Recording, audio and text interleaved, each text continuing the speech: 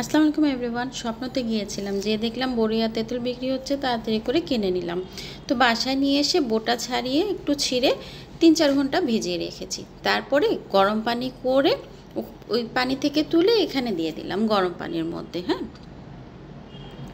দিয়ে ফোটানো পর্যন্ত একটু অপেক্ষা করছি, খুব ভালো করে ফুটিয়ে নিচ্ছি। খুব ভালো করে ফোটানো হয়ে গেলে একটু ছেঁকে ছেঁকে ফুটে গেছে কিন্তু আমার, বাস এখন ছেঁকে সাইডে রেখে দিব, একটা প্যানে রেখে দেব। ভালো করে ছেঁকে নিচ্ছি পানিটা। সবগুলা উঠানো হয়ে গেলে সাইডে আরেকটা প্যান নিয়ে নিলাম, প্যানে সরিষার তেল দিচ্ছি। এটাতে কিন্তু আমি সরিষার তেলটা ব্যবহার করছি। আচারে তো তেল অনেকখানিই লাগে, এখানেও আমার বেশ 1 কেজির মতনই তেল লেগেছে। তো সরিষার তেলের মধ্যে প্রথমে আদা রসুন পেস্ট দিয়ে দিলাম, হলুদের গুঁড়া, মরিচের গুঁড়া আর জিরার গুঁড়া, লবণ দিয়ে খুব ভালো মতো কষিয়ে নিচ্ছি মশলাটাকে, যাতে কাঁচা ভাবটা চলে যায়। কাঁচা ভাবটা চলে গেলে আমি ওটার মধ্যে দিয়ে দিচ্ছি বড়িগুলো। সব বড়ি ঢেলে আমি খুব ভালো করে মশলার সাথে বড়িটা প্রথমে মিশিয়ে নিব।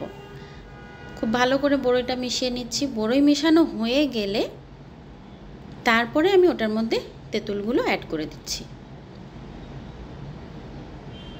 তেঁতুল আমি এখানে নিয়েছি 1/2 কেজির মতো, আর বড়ই নিয়েছি 1 কেজির চেয়ে একটু বেশি। খুব ভালো মতো আমি এখন এটাকে, এই বড়ই আর তেঁতুলটাকে মশলার সাথে মিশিয়ে নিচ্ছি, মানে কষিয়ে নিচ্ছি আর কি। এই মেশানো হয়ে গেলে আমি বড়িটা কিন্তু একটু ভেঙে ভেঙে দিচ্ছি, ওটা খেতে কিন্তু খুব ভালো লাগে। আমার তো ভালো লাগে, আপনাদের কেমন লাগে জানাবেন। একটু ভেঙে ভেঙে ভালো মতো মিশিয়ে নিলাম। তার মধ্যে দিয়ে দিচ্ছি 1 কেজি চিনি। চিনিটাকে এখন বড়ইয়ের সাথে খুব ভালো মতো মিশিয়ে নেব।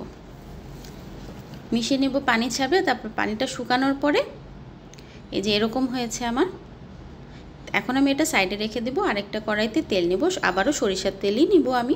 এখন দিয়ে দিব 5 ফোড়ন গুঁড়া দিয়ে দিচ্ছি, আর কিছু শুকনা মরিচ দিয়ে দিচ্ছি। শুকনা মরিচটা আপনাদের স্বাদ অনুযায়ী দিবেন, বেশি খেতে চাইলে, বেশি ঝাল খেতে চাইলে বেশি মরিচ দিবেন।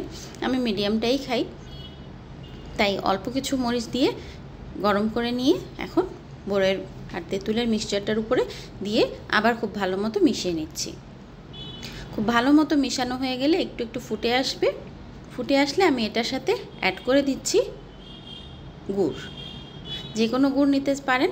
আমি এখানে 3 টেবিল চামচ, 3 থেকে 4 টেবিল চামচ গুড় আমি এখানে দিয়েছি। গুড় দিয়ে খুব ভালো মতো আবারও মিশিয়ে নিব। গুড়টা গলে আসবে। গুড়টা গলে আসা পর্যন্ত অপেক্ষা করব। খুব ভালো মতো নাড়াচাড়া করতে থাকব। অবশ্যই লো ফ্লেমে এই সম্পূর্ণ আচারটা করতে হবে। আচ্ছা, শেষে কিন্তু আমি গুঁড়া মশলা দিয়ে দিচ্ছি। গুঁড়া মশলা তো কী দিয়েছি বলতে তো ভুলেই গিয়েছি, প্যারা নেই, বলে দিচ্ছি।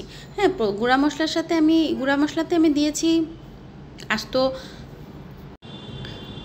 জিরা, ধনা আর 5 ফোড়ন, সবগুলো একটা পাউডার তৈরি করেছি। পাউডার তৈরি করে জাস্ট শেষে আমি মিক্সড করে দিচ্ছি।